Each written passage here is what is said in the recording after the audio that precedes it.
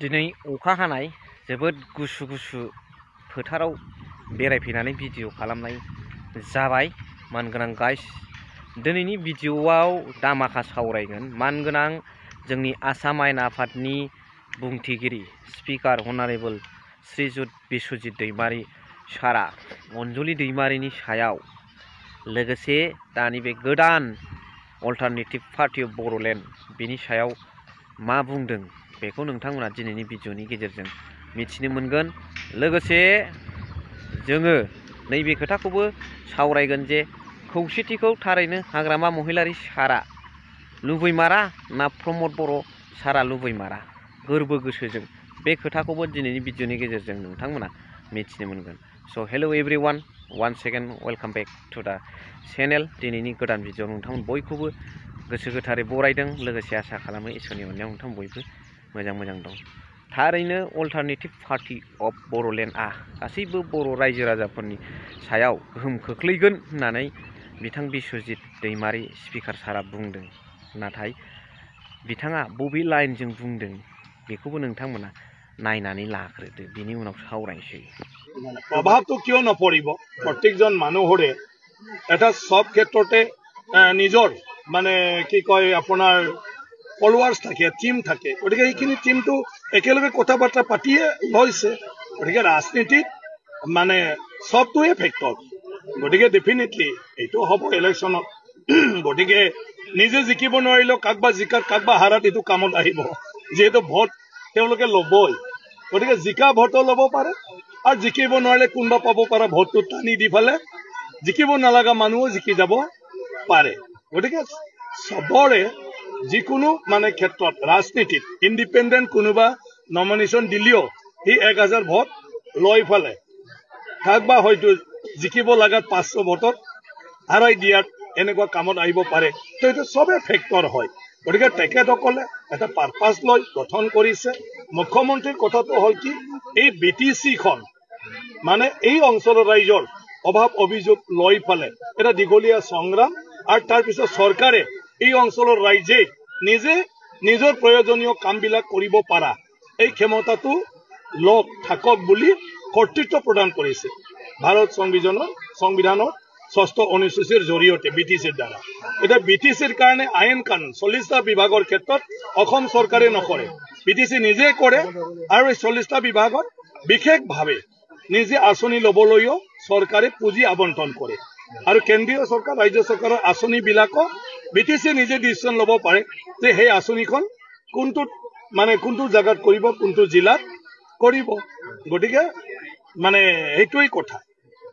नुनो मोनबाय, बुजिनो मोनबाय बिथां स्पिकार सारा मा बुंदों। गासैबो रायजो राजानि थाखाय मोनसे प्रभाबशाली। दा बेवहाय बबेबा लाइनजों मानि नांगौ समाव खामानि होयो होनदों। गभर्नमेन्ट दानाय समाव बबेबा दोलोखौबो फिसा उन्दै गेदेरनि खोथा गैया, हानदेरनानै दानो गोनां जायो, बे लाइनखौ बुंदों। अब्ला बिथांनि सायाव मा बुङो नोंथांमोना कमेन्ट हरबानो जाबाय। नाथाय मोनसे खोथाया बेबो क्लियारखा, बिस्वजित दैमारी साराबो BTCनि चिफ जानो जोबोद गोसो, बिथांनावबो हाबिलास दङ, बिथाङाबो नाजाखुमाबाय थादों। बे खोथाया दिनैनि भिडिअनि गेजेरजों क्लियार जाबाय। थ' जोंहा बुंनांगौ खोथाया नैबेबो जे थारैनो खौसेथिखौ UPPL आरो BPF जेनोखि खौसेथि जानांगौमोन आद्रा थादों, दाबो प्रसेसिङाव सोलिगासिनो दङ। प्रसेसिंथ' होनला, दा नाजायाखैखौ आङो नाजाथ'वाखैखौ नुहुरदों, नाथाय सिगाङाव गोबां खेब सावरायलायनानै नाजादोंमोन। दा बेवहाय जोङो खोनानो मोन्दों, बुजिनो मोन्दों, मोनसे पार्टिखौ UPPLआ BPFखौ, BPFआ UPPLखौ खाथायलायबाय थानाय खोथा बुंदों। रायजो राजाफ्रा स्पष्टखौ दासिमबो मिथिनो मोनाखै। थारैनो हाग्रामा महिलारि बिथां सारा खौसेथिखौ लुबैमारा ना प्रमद बर' सारा लुबैमारा?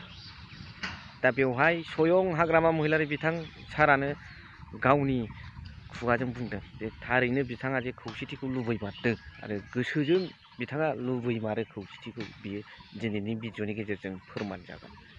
नाथाय UPPLनि बे जाय प्रमद बर' बिथाङा लुबैमारा नामा? मानो दासिमबो पेन्डिंआव दं बे बुस्थुआ, प्रसेसिङाव? बेखौ स्वयं हाग्रामा महिलारि सारनि खुगानिफ्राय नोंथांमोना खोनासंनानै लादो।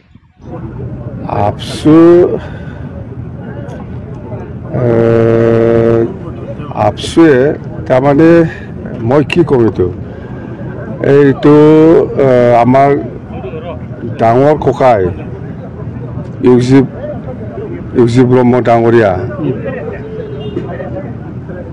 সি কৈ আছে মোক যে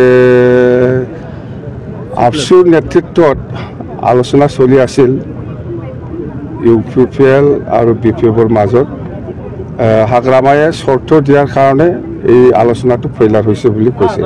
চৰ্তটো হ'ল হাগ্ৰামায়ে নিজকে চিফ বনাব লাগিব, তেতিয়াহে আলোচনা হ'ব, তেতিয়াহে মিলিব, এনেকুৱা প্ৰচাৰ কৰিছে। এই কথাটো মিছা। এই লগত এলায়েন্স হোৱা নোহোৱা সেইটো আলোচনা কৰিবৰ কাৰণে মই মানুহ দুজনক দায়িত্ব দিছোঁ, যিহেতু হীৰায়ে আগবাঢ়ি আহিছে আমাৰ লগত মিলাবৰ কাৰণে, সেইটো আমি ৰেছপন্স দিয়াটো ভাল। কোনোবাই যদি আগবাঢ়ি আহিছে সেইটো নেগেটিভ চেন্সত লৈ পেলাই কথা পাতা কৰাটো ৰিজেক্ট কৰিব লাগে। অঞ্জলি দৈমাৰীয়ে আমাৰ দলৰে ভাইচ প্ৰেচিডেণ্ট আছিল, সি আমাৰ দলৰ পৰা ৰিজাইন দিছে, ৰিজাইন দি পেলাই সেইটো নতুন দল খুলিছে। আমাৰ ইয়াত ক'ব লগা একো নাই, আমাৰ একো ক্ষতি নহয়, ক্ষতি UPPLৰ হ'ব, যিহেতু ইহঁতে একেলগে আছিল, NDFB এপছু একেলগে মিলি পেলাই UPPL দল গঠন কৰিছিল, আমাৰ ক্ষতি একো নহয়। মই কোৱা নাই যে মোক চিফ বনাব লাগে, তেতিয়াহে মই প্ৰমোদ বড়োৰ লগত আলোচনা কৰিম, এই কথাটো মই কোৱা নাই। बावहाय मोनसे खोथायाबो स्पष्ट जाबाय जे दिनै बिथाङा खौसेथि जाखांनायनि उनाव हाग्रामा महिलारि बिथां सारा आंनो चिफ जाथारनांगौ बिटिसिनि होनाखै। बेयो मोनसे खोथाया बिराद गिदिर कटेड पइन्ट, बियो गोसो होनो गोनां बाथ्रा पइन्ट, बियो इनभार्टेड कमानि सिङाव दोनजाथावथाव मोनसे पइन्ट। दा खौसेथिखौ लुबैयो बिथाङाबो, जानांगौ, जानाया मोजां, नाथाय रायजो राजाफोरखौ मिसलिड आरो मिसगाइड खालामदों होनोबा प्रमोद बर' सार।